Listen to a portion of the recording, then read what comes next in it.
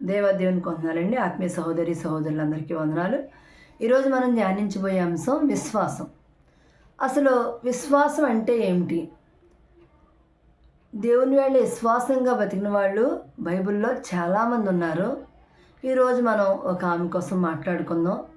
ఆమె ఎవరంటే రాహాబు.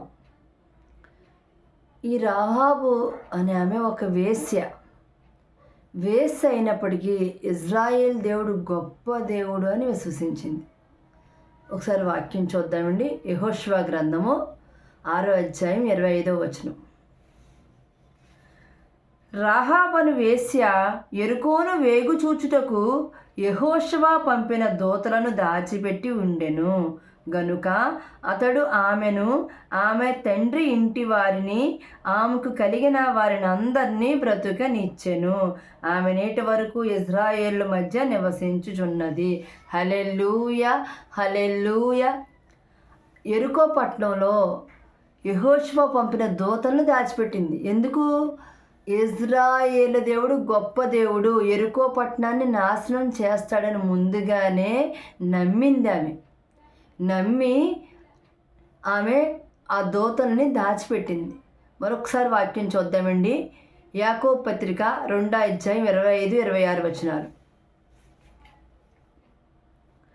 అటువలనే రాహాబును వేశ్య కూడా దూతలను చేర్చుకుని వేరొక మార్గమున వారిని వెలుపలకి పంపినప్పుడు క్రియల మూలముగా నీతిమంతురాలని ఎంచబడెను గదా. ప్రాణము లేని శరీరం ఎలాగ మృతము, అలాగే క్రియలు లేని విశ్వాసము మృతము. హల్లెలూయా, హల్లెలూయా. ఇక్కడ గ్రంథం ఏం సెలవిస్తుందండి? క్రియలు లేని, నాకు విశ్వాసం ఉంది, నాకు దేవుడి వాళ్ళ విశ్వాసం ఉంటే సరిపోదు, క్రియల ద్వారా చూపించాలని గ్రంథం సెలవిస్తుందండి. క్రియలు లేని విశ్వాసము మృతము. విశ్వాసము లేకుండా దేవునికి ఇష్టులై యుండుట సాధ్యము. విశ్వాసము లేకుండా దేవునికి ఇష్టులై యుండుట అసాధ్యము. హల్లెలూయా, హల్లెలూయా. అప్పటి వరకు రాహాబుకు దేవుడు తెలియదు. ఇక్కడ వాక్యం ద్వారా మనం ఏం గమనించాలంటే, ఇజ్రాయేలు దేవుడు తెలియదు.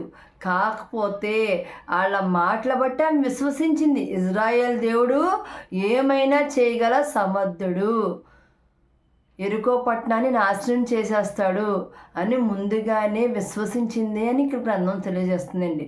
ఇజ్రాయేల్ దేవుడు గొప్ప దేవుడు అని నమ్మింది. అలా నమ్మింది కాబట్టి యెరికో పట్టణం అంతా నాశనం అయిపోయింది. కానీ తన ప్రాణాలను, తన తండ్రి ఇంటి వారి ప్రాణాలను ఆమె దక్కించుకుంది. దేవుడు గొప్ప దేవుడు అని విశ్వాసం ఆమెకి అప్పుడు ఉంది అని గ్రంథం సెలవిస్తుంది. ఈ రోజున దేవుని మార్గంలో మనం ఉన్నామండి. మరి మనకి దేవుడి ఎడల విశ్వాసం ఎలా ఉంది గమనించుకోవాలి. దేవుడు గొప్ప దేవుడు, నీ దేవుడు గొప్ప దేవుడు అనే విశ్వాసం నీకుందా? దేవునికి అసాధ్యమైన పనేమీ లేదని నమ్ముతున్నావా? ఈరోజు నీ ఎడల నా ఎడల అసాధ్యమైన పనులను ఆయన సాధ్యం చేయగలడు. ఎందుకంటే ఆయన గొప్ప దేవుడు. గొప్ప దేవుడు అని మనం నమ్మాలండి. నమ్మితే మనకి అసాధ్యం ఇంక ఈ పనులు మన వల్ల జరగదు అనుకున్న పనులు ఆయన జరిగింప చేసే దేవుడు, గొప్ప దేవుడు ఆయన. గొప్ప దేవుడవని, శక్తి సంపన్నుడని గళమెత్తి నిన్ను నేను గానమాడేదా. రాజుల రాజువని, రక్షణ దుర్గమని నీ కీర్తిని నేను కొనియాడేదన్. హల్లెలూయా నా యేసునాదా, హల్లెలూయా నా ప్రాణనాదా, హల్లెలూయా నా యేసునాదా, హల్లెలూయా నా ప్రాణనాదా. హల్లెలూయా, హల్లెలూయా. నాయన, ఎంతమంది అయితే ఈ వాక్యాన్ని ధ్యానిస్తున్నారో వాళ్ళ ఎడల అసాధ్యమైన పనులు ఏమన్నా ఉంటే గనక ఈ వాక్యాన్ని ధ్యానిస్తూ ఉండగా అసాధ్యమైన పనులు యేసు నామములో సాధ్యమవును గాక. ఈ చిన్న వాక్యాన్ని దేవుడు దీవించును గాక. ఆమేన్.